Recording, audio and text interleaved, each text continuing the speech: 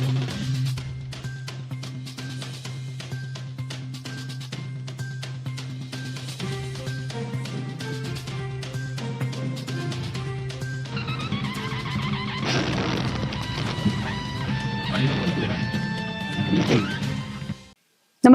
आपण पाहता हिरकणी न्यूज.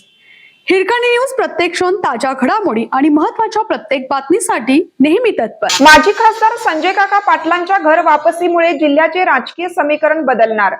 सांगलीचे माजी खासदार आणि राष्ट्रवादी अजित पवार गटाचे नेते संजय काका पाटील आता घर वापसी करणार. 30 जून रोजी त्यांचा भाजपमध्ये पुन्हा प्रवेश होणार आहे. संजय काका पाटलांच्या प्रवेशामुळे सांगली जिल्ह्यातलं राजकीय गणित बदलणार आहे. मात्र संजय काकांना भाजपातल्या अंतर्गत संघर्षाला पहिल्यांदा तोंड द्यावं लागणार आहे. विधानसभा निवडणुकीतील पराभवानंतर भाजपात उतरण्यास उत्सुक असलेल्या संजय काकांचा भाजप प्रवेश अखेर निश्चित झाला आहे.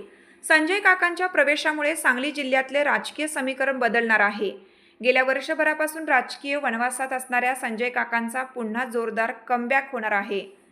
2025च्या लोकसभा निवडणुकीतील पराभवानंतर संजय काका पाटलांनी विधानसभा निवडणुकी लढवण्याचे निश्चित करत राष्ट्रवादी अजित पवार पक्षाचे घड्याळ हाती घेऊन तासगावच्या मैदानात संजय काका उतरले.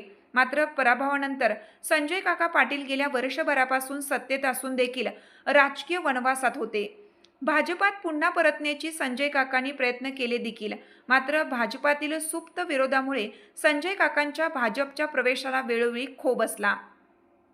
संजय काका पाटलांच्या भाजप प्रवेशानंतर जिल्ह्यातलं राजकीय समीकरण बदलणार आहे. संजय काकांच्या भाजपा प्रवेशामुळे तासगाव कवठेमहांकाळ नगरपालिकेसह पंचायत समितीवर भाजपमय होणार आहे. असं जरी असलं तरी संजय काकांचा भाजपात पूर्वीप्रमाणे दरारा राहणार का, हा देखील प्रश्न आहे.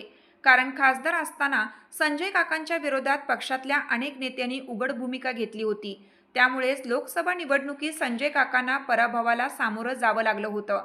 तर संजय काका पाटलांना पुन्हा भाजपात घेऊ नये म्हणून भाजपातल्या अनेक नेत्यांनी वरिष्ठ पातळीवर तक्रारी देखील केल्या होत्या.